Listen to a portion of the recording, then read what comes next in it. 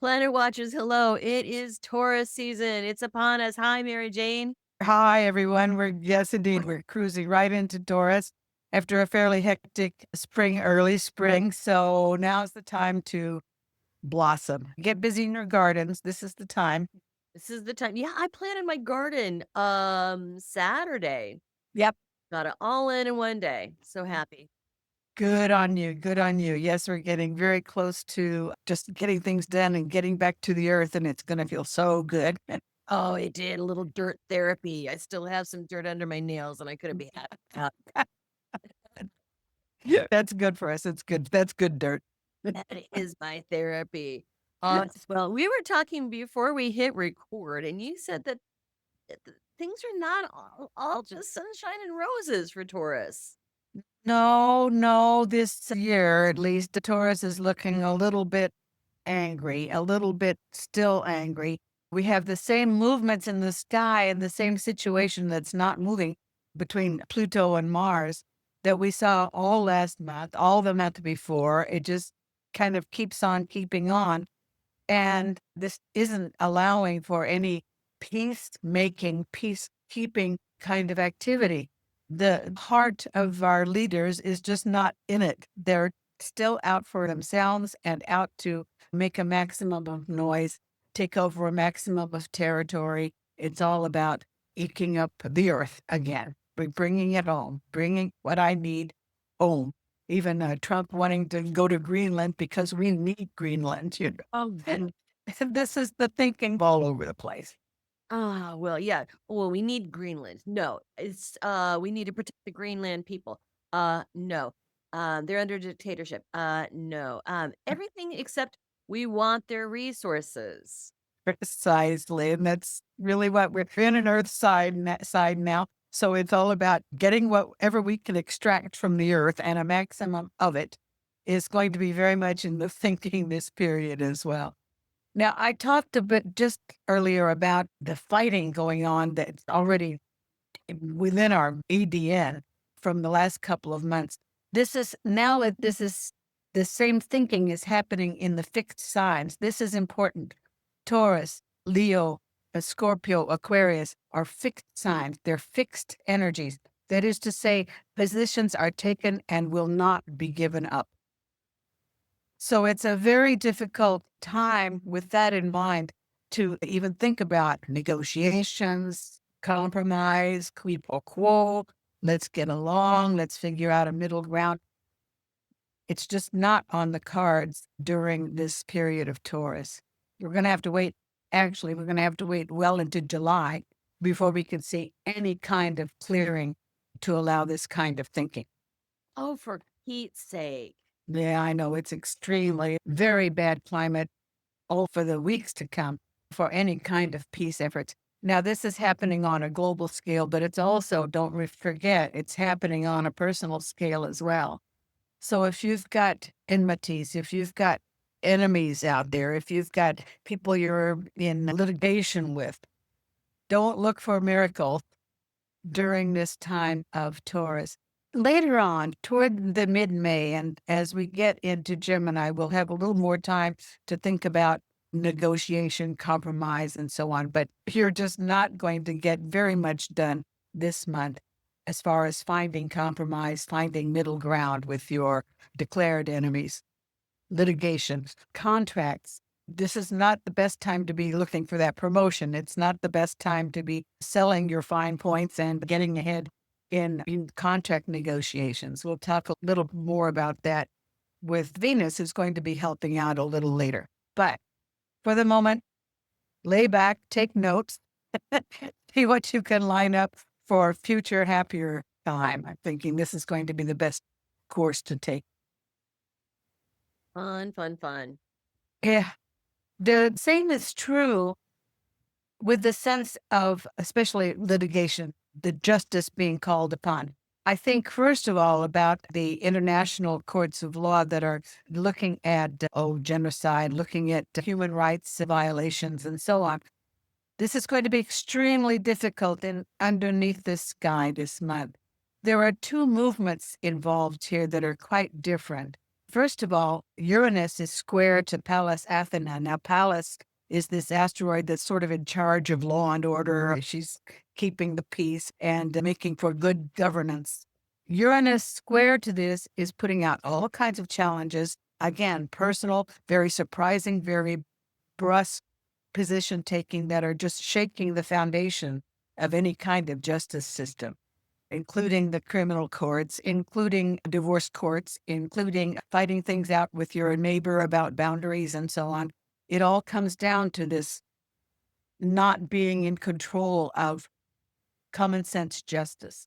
The other movement, happier, is Jupiter that's in a lovely trine this bit with this same Pallas Athena and should be allowing for proper judicial points of view, proper judgments.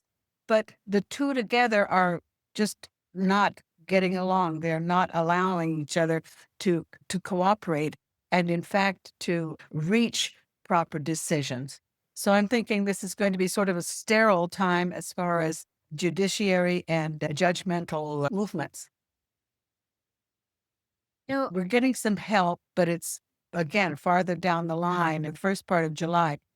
We're getting some nice help with Saturn that's making some lovely, helpful aspects there. And the sun will be finally moving out of position with this shock of Pluto. But we'll talk about that a little farther down the line. For the moment, the hands of justice seem to be tied. And that's going to show up all over. it, Pay your taxes, do things right, and you'll right? avoid a lot of trouble.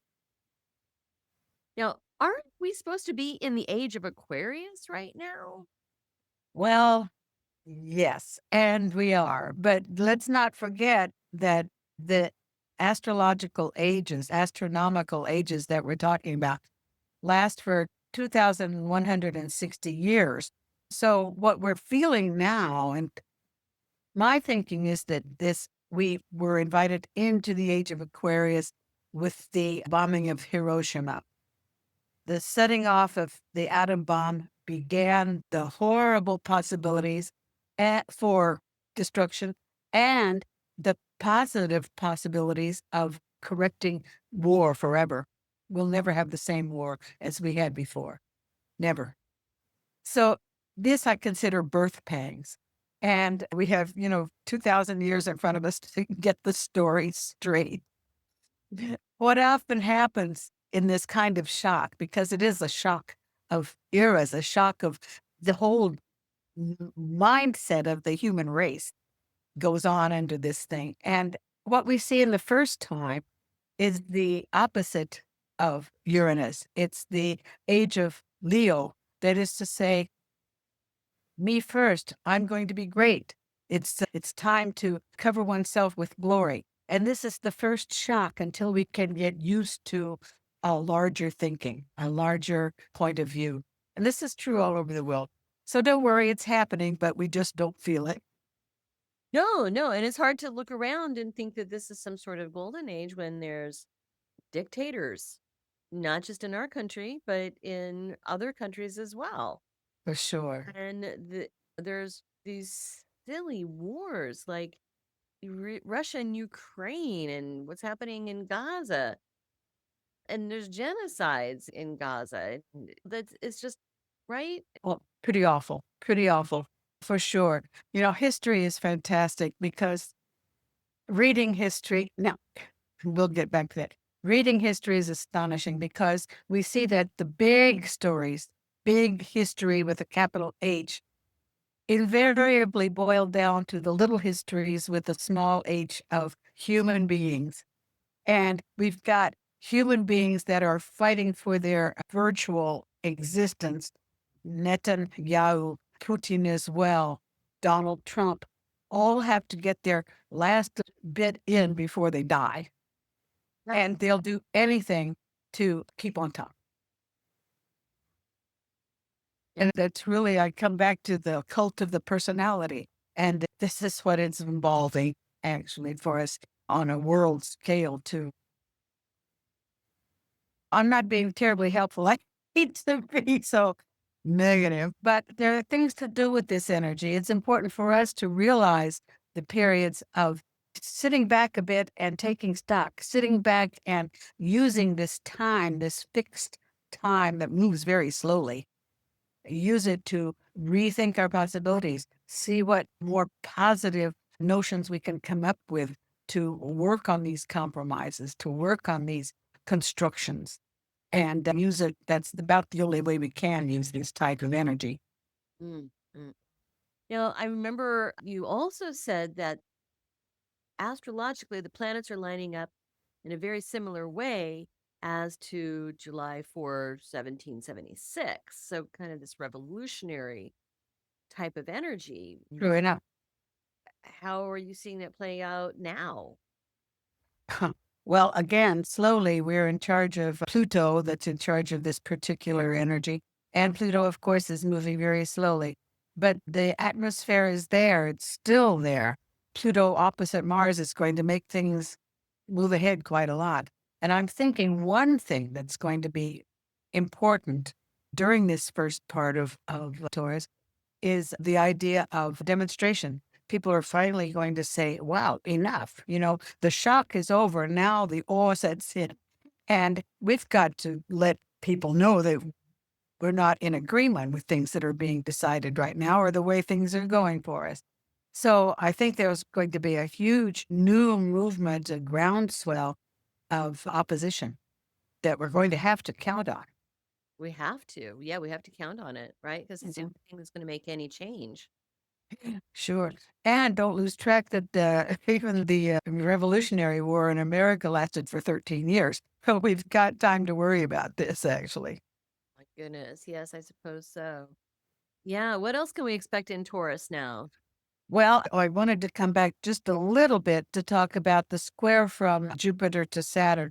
This is important because it's not only complicating dealings for justice, deal making, your personal contracts.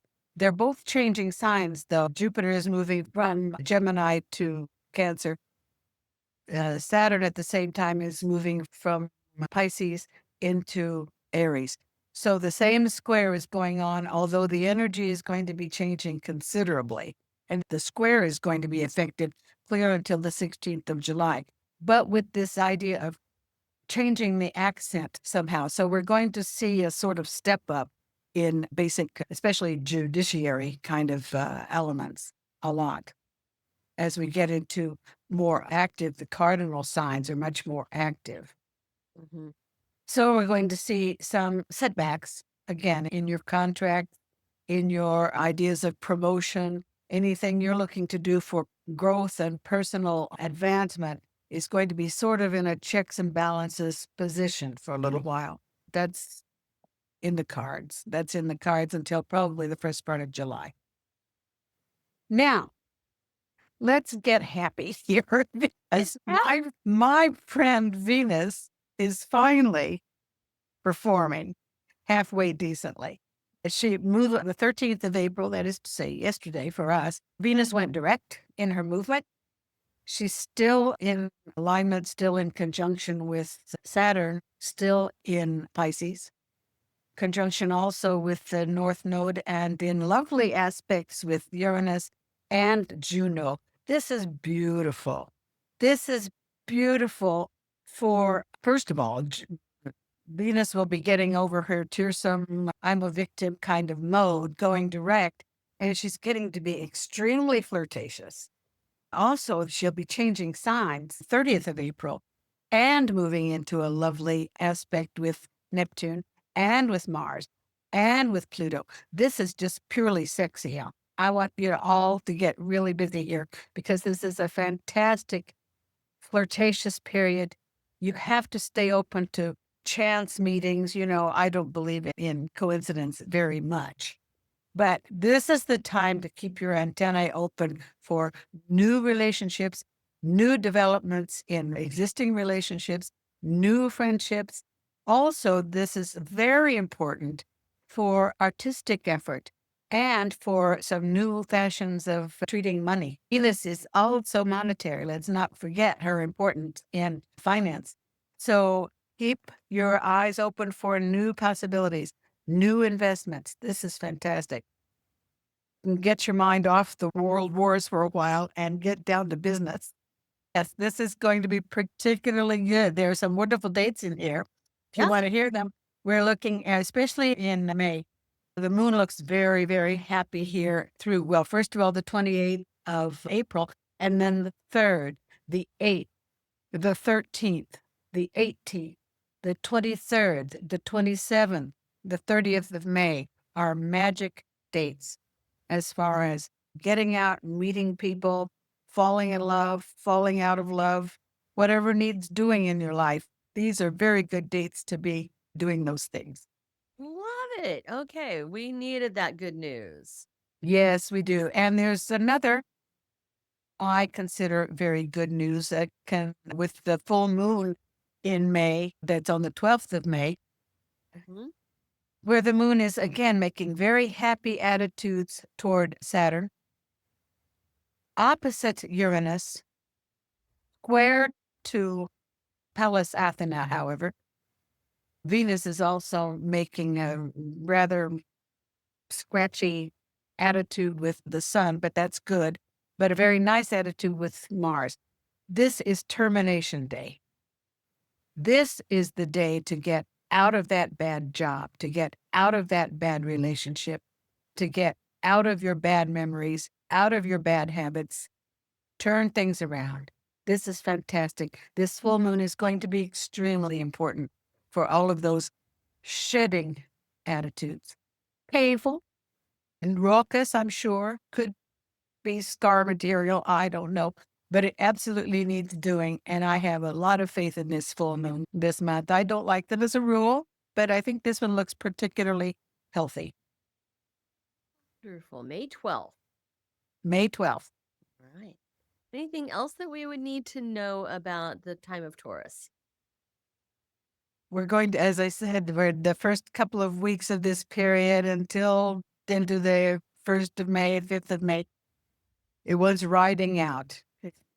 Keep your tongue in your head. Don't make any promises and don't listen to any promises that will not be kept. Don't take anything at face value because a lot of people have their own agendas, have their own issues that are number one in their thinking, and don't allow space for a great deal of compromise, a great deal of listening, a great deal of getting along with the other person.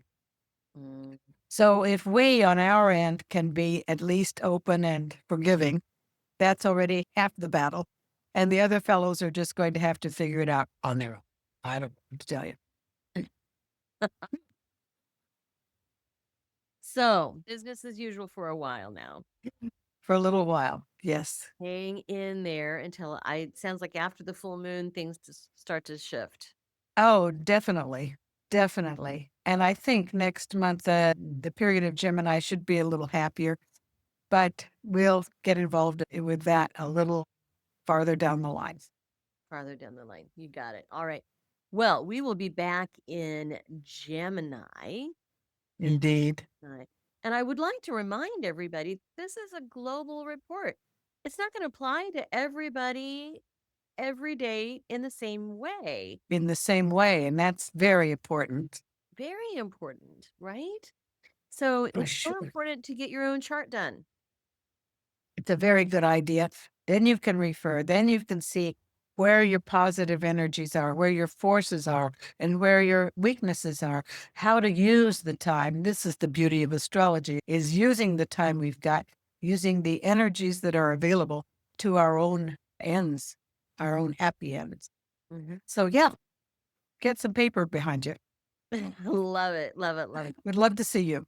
And you can do that at radiatewellnesscommunity.com/appointment and be sure to save plenty of time before you really need this because Mary Jane will need to receive your birth information and it takes like about a week at least in order to draw something up. So make sure you leave All right, time for that. Great. Thank you, good. Jane. We'd love to see you. Yeah, see you again in Gemini. Very well. All the best to all of you.